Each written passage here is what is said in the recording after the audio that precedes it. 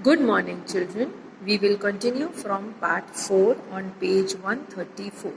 We had seen that Muhammad Ghori and Jaichand had joined together and attacked Prithviraj, and Prithviraj was defeated. Muhammad Ghori also killed Jaichand. Okay, so now Prithviraj Chauhan was in front of Muhammad Ghori, and Muhammad Ghori is talking to him. Muhammad Ghori, well, the Emperor of Delhi, Prithviraj Chauhan now stands before me, a captive, bound and fettered, laughs mockingly. Prithviraj, I too am willing to grant pardon to you if you agree to remain my vessel. Prithviraj Chauhan, glowering at him, my name is Prithviraj Chauhan. It is better for me to embrace death than be a vessel. Okay, so what is Muhammad Ghori telling? That I too can also pardon you. Pardon you means I can leave you, okay, if you become my servant. Okay, so what is Prithviraj Chauhan telling? That I will embrace death, means I will accept death, then to be your vessel. Muhammad Ghori, enraged, you stand before me as a prisoner and yet dare to look at me. Lower these eyes of yours that have the audacity to glare at me. So what is Muhammad Ghori telling? He is enraged, means he is angry, and he is telling that you are standing in front of me as a prisoner, and then also you dare to look at me, means you dare to look into my eyes. You lower your eyes, okay, and don't glare at me. Prithviraj Chauhan, do you not know that I am a Rajput? The eyes of Rajput are lowered only after death. Muhammad Ghori, guards, bring in red hot iron rods and blind these eyes that dare to look upon me. So what is Prithviraj Chauhan telling? That I am Rajput, and the eyes of Rajput are lowered only after death. Then what is Muhammad Ghori ordering? Muhammad Ghori is ordering to guards to bring hot iron rods to blind him. Soldiers come in, and as commanded, Prithviraj is blinded with red hot iron rods. So soldiers come, and as commanded means as ordered, Prithviraj is blinded. Muhammad Ghori, we shall execute him, but not so fast or so easily. Take him away to the dungeons. He must be punished for his insolence. Dungeon means it is a type of a jail. Okay. So what is Muhammad Ghori ordering? Muhammad Ghori is ordering that take him away and put him into the jail. Okay. He must be punished severely. Prithviraj's friend and court poet Chand Bardai is consumed with anxiety for his friend. Upon hearing the tragic tale, he comes to Ghori's court in an attempt to save his friend's life. So when Chand Bardai came to know what is the condition of his friend, okay, he came to Ghori's court. Chand Bardai, Muhammad Ghori, you have blinded and imprisoned Prithviraj Chauhan. Have you forgotten that this same man gave you the gift of forgiveness when you begged him?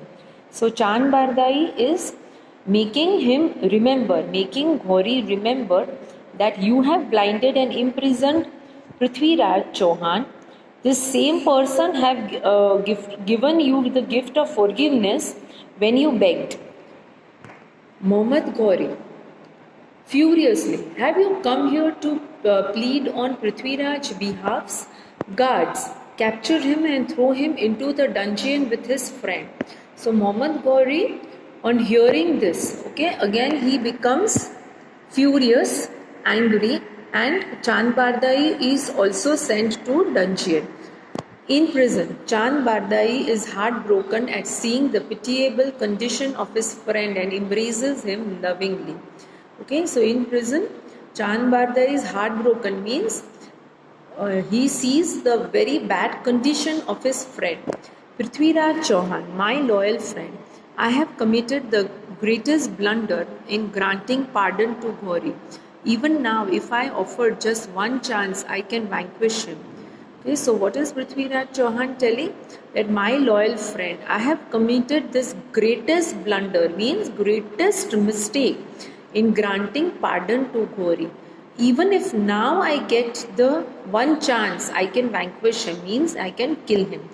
Very soon such a chance presents itself to Prithviraj. Guard, chatting with a few other guards outside the prison. The news is that the Sultan is organizing an archery contest in which many accomplished archers will participate. So, what are the guards talking outside? Okay, that the Sultan is organizing archery contest. Okay, means this bow and arrow. Okay, that contest, and all the archers will participate. Upon hearing this, there is a great tumult in Chand Bardai's mind. Okay, so upon hearing this, something came into Chand Bardai's mind. Chand Bardai joyfully, did you hear that my dear friend Gauri is organizing an archery contest? You can participate in it as well. With your skill in shooting, just by listening to sounds, you can defeat Gauri. Wait and see how Gauri falls into your trap. We must not let this opportunity slip through our hands.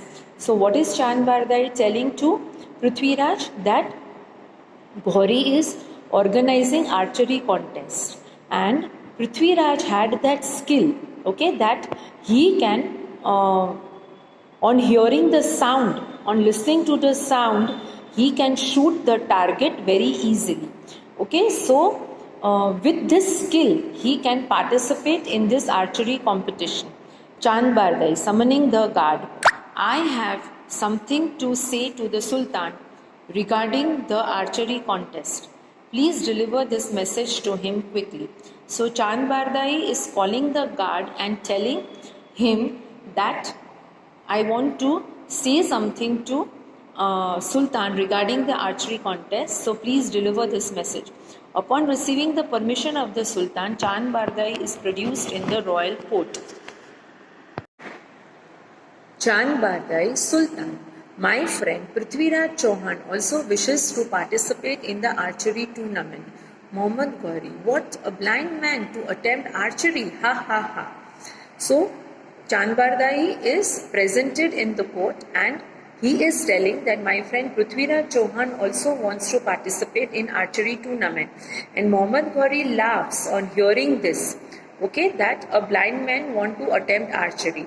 Chand Bardai, but you have seen nothing of his skill of Prithviraj. He can shoot a target in spite of being blind. He can aim an arrow just by listening to a sound. Mohammad Gauri, impossible. Chand Bardai, just give him a chance and see for yourself. Okay, so what is Chand Bardai telling? Chand Bardai is telling that you have not seen the skill of Prithviraj. He can also shoot the target in spite of being blind only by listening the sound. What is Mohammad Gauri telling? Ki that is impossible. Then Chand Bardai is telling that you just give him the chance.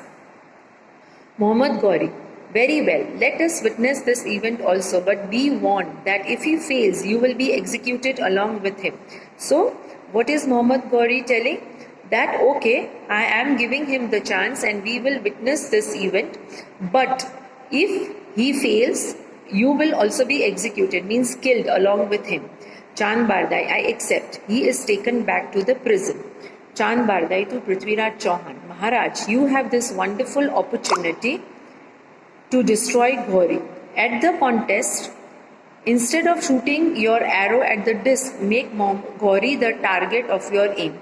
But now, how will I know where Gauri is seated? So, what is Chand Bardai telling? That instead of targeting the disc, okay, you have to target Gauri. So, Prithviraj Chauhan is asking, but how will I know where Gauri is seated? Chand Bardai, I will recite a couplet through which I will indicate where Gauri is sitting. Shoot the arrow in the direction suggested by my words. So, what is Chand Bardai telling? That I will recite a couplet, means it is a song, type of a song, okay, through which he will give the indication where Gauri is sitting, and then he has to shoot the arrow in that direction. Having devised a plan in the manner, Prithviraj Chauhan and Chand Bardai entered the venue. Chand Bardai, Sultan, Prithviraj will focus his aim on the disc after listening to its sound. But you must thrice give the command to shoot. It is only then that he will let loose his arrow. Okay, so what is Chand Bardai telling? That you have to give command 3 times. Prithviraj Chauhan stands ready with a bow and arrow. As he prepares to shoot, Chand Bardai began to chant a couplet.